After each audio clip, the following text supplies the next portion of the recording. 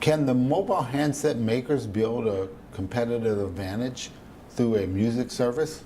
For example, Nokia has just introduced an on-demand music service that they compare to Rhapsody or Spotify, which charges $10 a month. Nokia service can be had for $3.99 a month. So that's less than half. And you get what they say is the same complete experience. Will that be enough to drive consumers to drop their Apple iPhones to go get the Nokia phone so that they can get a music service much cheaper? How important is it for a handset maker to have a music service? Well, I think what's going on here is that clearly music and mobile phones are merging together. Consumers often don't carry two devices when they go to work. They just listen to their phone and listen to their music that way. And that's where all the music services are. And so handset makers feel the need to offer a great music experience.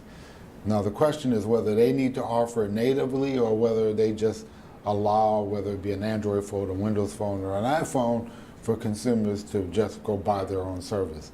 Or is there an advantage for them to offer a better deal? My belief is music's pretty important, but it's not going to drive whether or not you pick one phone or another. This phone has to sell itself. It has to be competitive, given there are thousands of applications and there are many other important uses of that phone.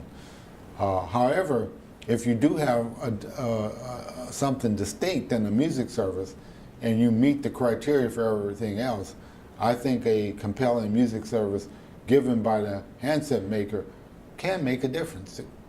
And it could be something that could be a distinguishing factor.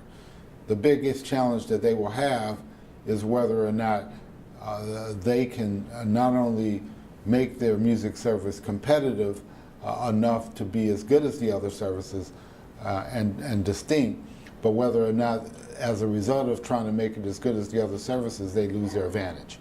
And what do I mean by that?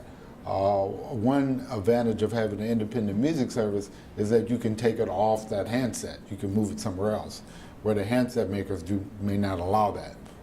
Or maybe they will, or maybe they should. These are some of the big competitive questions that will drive the future of the music industry.